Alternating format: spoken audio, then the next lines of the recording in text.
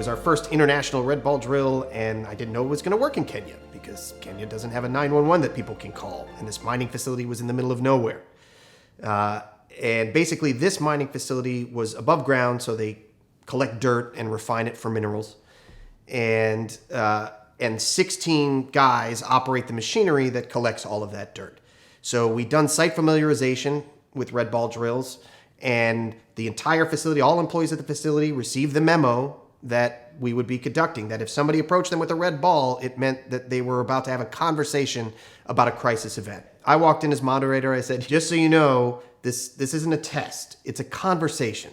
I need your help so that together we can discuss a scenario and see if the process does everything we want it to do. So I said, here's the scenario.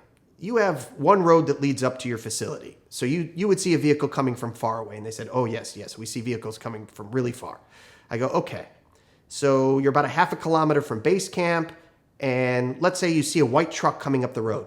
And there's 4 men aboard with AK-47s. Let's assume they're Al-Shabaab, which is a terrorist group that was conducting attacks on the coast of Kenya at the time.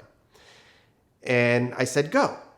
They think for a second. And part of the red ball drill process is let them talk. Let them think through process before we start to say anything. One gentleman raises his hand. He goes, I think I'd call the security command center at base camp. And I said, that makes sense to me. Would anyone do anything different?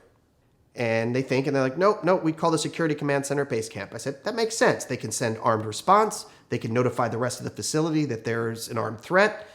And I said, how many of you have the phone number for the security command center on your cell phone? All 16 raise their hand. I go, that's fantastic. And I pointed at one. I go, you, show me your phone. He shows me his phone. Not only is a security command center number in his phone, it's a favorite in his phone. Now, the red ball drills are about process. So it's not just taking information for granted and moving on. I wanted to call the security command center to see how they answer. What is the dynamic of response? What does it look like? So I said, okay, go ahead and call the command center. He goes, I don't have any minutes on my phone. So I say, well, how many of you don't have minutes on your phone right now? 14 of the 16 raise their hand.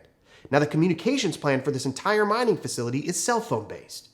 So I said, well, this is a real problem, you guys. How do we get you in touch with the command center? Should we put a hard line in your shipping container? And they immediately say, no, that won't work. And they explain why. And I said, okay, well, how do we do this? We need to solve this. The youngest guy in the group raises his hand. He goes, I think I have an idea. I go, great. Talk to me. What do you got? He goes, well, if the security command center had a toll-free number, we'd be able to call it regardless of whether or not we had minutes on our phone. I look at him. I go, yes, this is what I needed. This is the information we need. So I go to the security director and I say, hey, here's the communications problem that you have, and here's the solution that one of your people came up with. He looks at me, smacks his head. He goes, I feel like an idiot. I've been living in Africa for 10 years. It never occurred to me that the personnel here don't have minutes on their phone. I said, well, it didn't occur to me either. The whole point of the red ball drills is that it relies on the knowledge of those who understand process better than we do. So I said, what does it cost for a toll-free number in Kenya? And he goes, I literally have the money in my wallet right now. And I said, well, that's fantastic. So we've solved a major communications problem for the cost of nothing. That's how the red ball drills work, by understanding the culture where we're working, by discussing process with participants and treating those participants like subject matter experts.